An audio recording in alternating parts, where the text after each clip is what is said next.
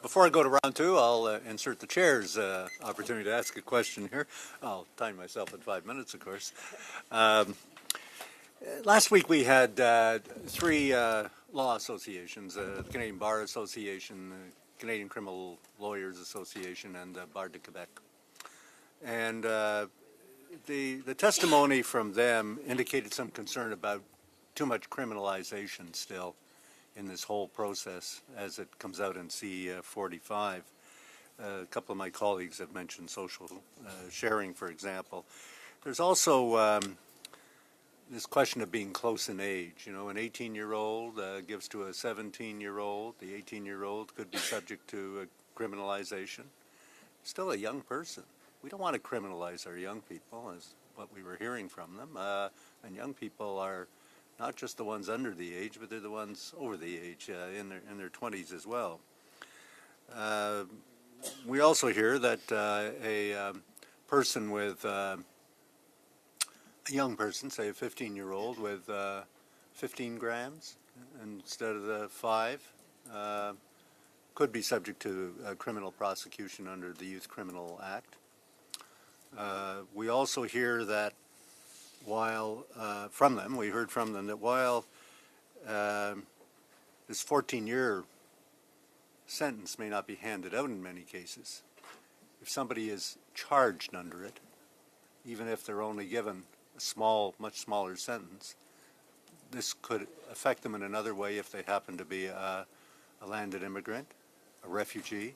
If they happen to not have citizenship status, they could be, in fact, removed from the country, which is an additional penalty, a horrendous penalty, to be deported from the country. Not for getting 14 years, but just being charged under the same criminal act provision.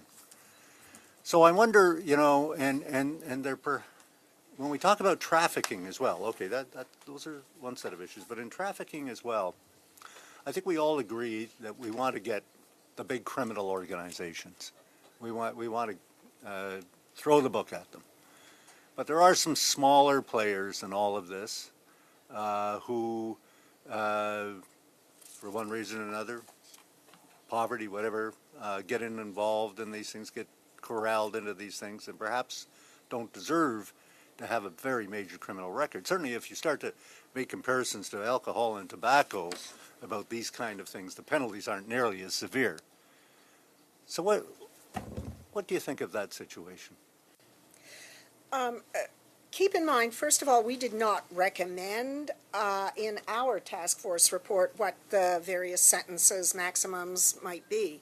But having said that, I think what the government wanted to do was send a message to illegal criminal organizations that if you are trafficking in cannabis, especially to young people, taking advantage of the youngest, the poorest, the vulnerable of whatever kind, there is potential for you not only to be charged, but to have a criminal record and get significant time.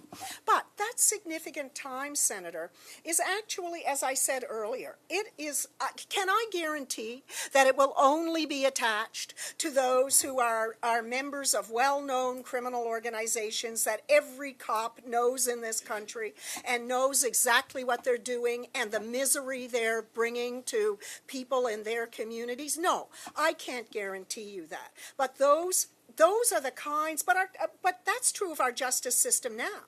That's why, you know, I realize, as I've said to Senator Bernard, sorry, that it is not a perfect system. But what you've identified are issues for our system right now. And in fact, you have to count on prosecutorial common sense and discretion, on law enforcement, as we do now in relation to these matters, which is why you see the number of charges for possession for personal use of small amounts going down, down, down, because the police have said to themselves that, you know what, this isn't worth our time. We have got bigger issues to deal with. Yeah. So that I know, I used to... Shouldn't we just put more into fines, fines or community service or education, restorative justice kind of measures for young people Yes. They get caught in the mine. We want to get the big fish, but Yeah, maybe I not agree. the little ones. And you have to, I guess, and I understand probably it's asking a lot for some people in this country, and I get that you have to have faith that your system of criminal justice works for most people in the way it should.